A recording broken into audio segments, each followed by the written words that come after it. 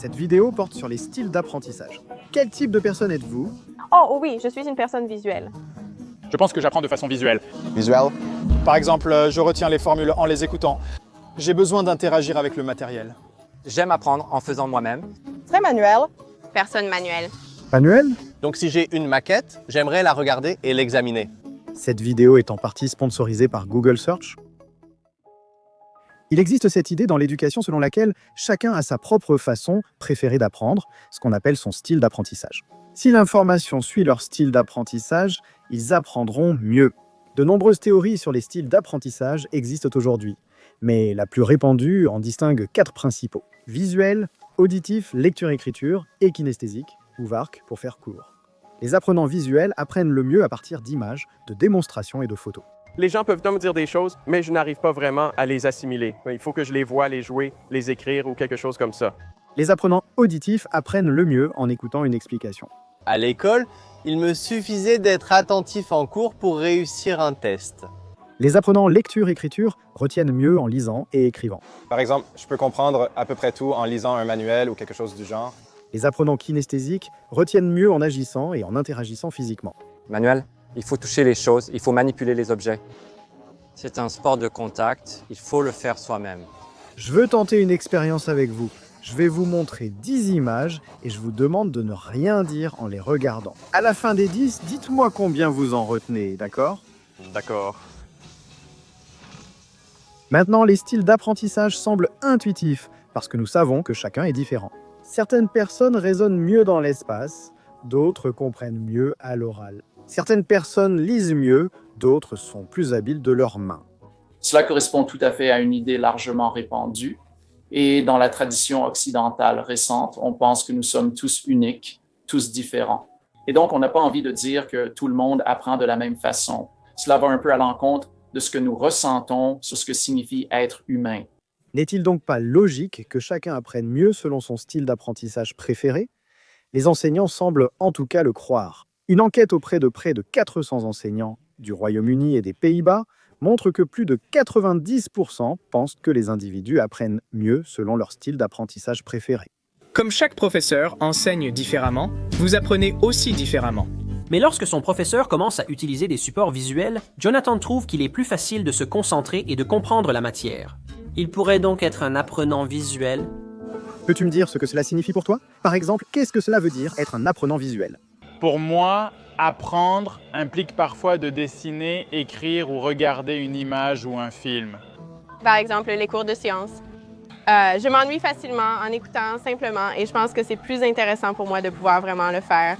Comment sais-tu que tu apprends visuellement? Je ne sais pas, je suppose juste. Pour exploiter les styles d'apprentissage, les enseignants doivent faire 2 choses. D'abord, identifier le style d'apprentissage de chaque élève.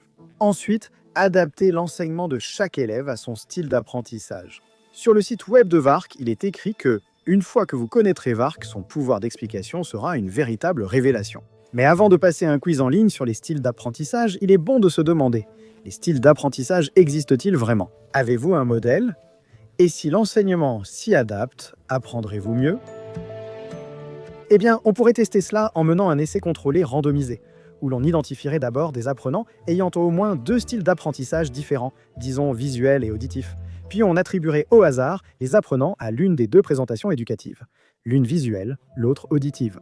La moitié des étudiants aura une expérience adaptée à leur style d'apprentissage, l'autre moitié non. Et ensuite, vous donnez le même test à tout le monde.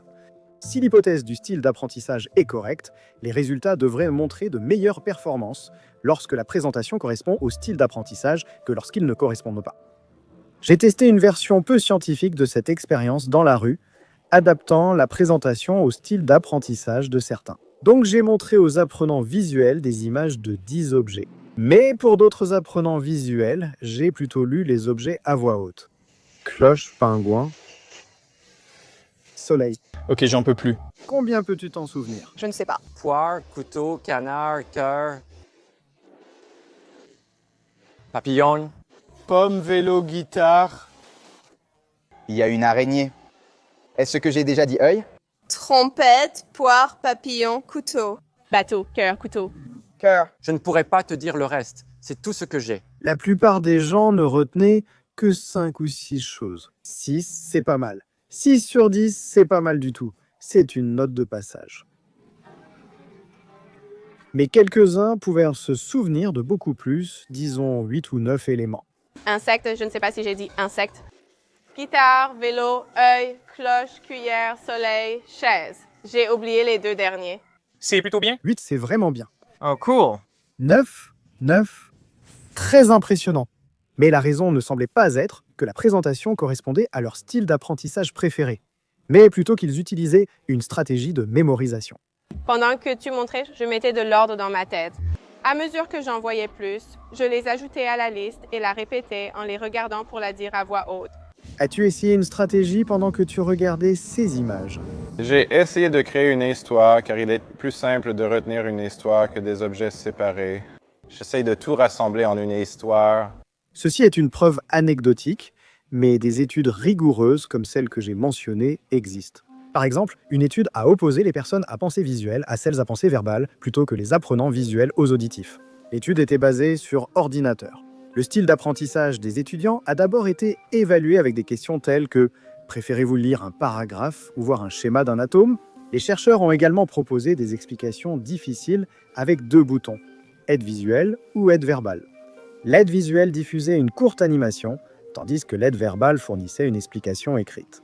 En combinant ces mesures, les chercheurs ont réparti les étudiants en 2 groupes, les visuels et les verbaux. Ensuite, les étudiants ont été répartis au hasard pour suivre une leçon sur l'électronique basée soit sur du texte, soit sur des images.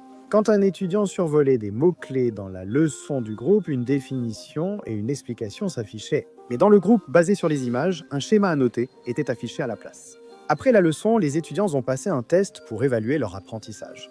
Les étudiants dont le style d'apprentissage préféré correspondait à la méthode d'enseignement n'ont pas obtenu de meilleurs résultats au test que ceux dont l'enseignement ne correspondait pas à leurs préférences. Les chercheurs ont refait le test avec 61 adultes, sans diplôme universitaire, et ont obtenu exactement le même résultat.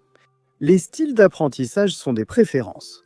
Mais les apprenants y restent-ils vraiment attachés ? Eh bien, dans une étude menée en 2018, pendant la première semaine du semestre, plus de 400 étudiants d'une université de l'Indiana ont rempli le questionnaire VARC et ont été classés selon leur style d'apprentissage. En fin de semestre, les mêmes étudiants ont rempli un questionnaire sur leur stratégie d'étude. Comment ont-ils vraiment étudié ce semestre ? La grande majorité des étudiants ont adopté des stratégies d'études supposées incompatibles avec leur style d'apprentissage. Et la minorité d'étudiants sans résultat significativement différents aux évaluations du cours. Le modèle visuel, auditif, lecture, écriture et kinesthésique, ou VARC, a été créé par Neil Fleming, un inspecteur scolaire en Nouvelle-Zélande. En décrivant l'origine de VARC, il dit « J'étais intrigué de voir d'excellents enseignants, qui n'arrivaient pas à atteindre certains apprenants alors que de moins bons enseignants y parvenaient. J'ai choisi de résoudre cette énigme. Il y a bien sûr de nombreuses raisons à ce que j'ai observé, mais un sujet qui semblait avoir une certaine magie et un pouvoir explicatif étaient les modes d'apprentissage préférés, ou préférences modales. Et c'est ainsi que VARC est né. Aucune étude n'indique que les étudiants se répartissent en 4 groupes distincts. Mais il existe une certaine magie expliquant pourquoi certains enseignants réussissent à toucher les étudiants et d'autres non. Mais comment cela se fait-il ? Si certaines personnes sont plus douées pour mémoriser des stimuli visuels ou auditifs, pourquoi ne constate-t-on pas de différence d'apprentissage ou de rappel selon leur présentation ? Eh bien, c'est parce que ce que nous voulons réellement que les gens retiennent, ce n'est pas la nature précise des images, ou la hauteur, ou la qualité du son, mais le sens qui se cache derrière ces présentations. Certaines tâches exigent une modalité spécifique. Par exemple, apprendre la musique requiert une composante auditive. De même, apprendre la géographie impliquera de regarder des cartes. Et certaines personnes auront une plus grande aptitude à apprendre une tâche plutôt qu'une autre. Quelqu'un ayant l'oreille absolue, par exemple, sera mieux capable de se souvenir de certains tons en musique. Une personne avec un bon raisonnement visuospatial apprend mieux la localisation des pays sur une carte. Les théories des styles d'apprentissage affirment que ces préférences resteront constantes dans tous les domaines d'apprentissage. Une personne avec l'oreille absolue devrait tout apprendre plus facilement à l'oral, mais ce n'est pas toujours vrai. La plupart des gens apprendront la géographie mieux avec une carte. Les articles de synthèse concluent qu'aucune preuve crédible n'existe pour les styles d'apprentissage. Dans une revue de 2009, les chercheurs notent le contraste entre l'énorme popularité de l'approche des styles d'apprentissage dans l'éducation et l'absence de preuves crédibles de son utilité est à notre avis frappant et inquiétant. Si la classification des styles d'apprentissage des élèves a une utilité pratique, cela reste à démontrer. Ce à quoi nous nous attendons, c'est que si votre style est respecté, vous allez obtenir de meilleurs résultats que si vous aviez une expérience qui allait à l'encontre de votre style. Et c'est là que nous ne voyons aucun soutien pour la théorie des styles d'apprentissage. Beaucoup trouvent les styles d'apprentissage convaincants car ils croient déjà à leur validité. Par exemple, ils peuvent déjà se considérer comme apprenants visuels. Quand un enseignant leur montre, par exemple, le schéma d'une pompe à vélo et que le concept devient clair, ils y voient la preuve de leur style d'apprentissage visuel. Vous pensez que la théorie des styles d'apprentissage est vraie. Lorsque vous vivez une expérience, la première chose à laquelle vous pensez, c'est est-ce que cela est d'une certaine manière cohérent avec les styles d'apprentissage? Et si c'est le cas, vous n'allez pas plus loin dans votre réflexion. En réalité, ce schéma aurait pu simplement aider tout le monde à apprendre. Quand nous pensons déjà que le monde est d'une certaine façon, nous interprétons les nouvelles expériences pour qu'elles confirment nos croyances, qu'elles le fassent vraiment ou non. Donc si les styles d'apprentissage n'aident pas, qu'est-ce qui améliore l'apprentissage ? Eh bien, il existe une vaste littérature qui soutient l'idée que tout le monde apprend mieux avec des approches multimodales, où les mots et les images sont présentés ensemble plutôt que seulement des mots ou seulement des images. Maintenant, il y aura des mots et l'image. Voyons si c'est mieux ainsi. C'est ce qu'on appelle l'effet multimédia, et cela explique en partie pourquoi les vidéos peuvent être des outils si puissants pour l'apprentissage lorsque la narration complète les éléments visuels. Canard cœur.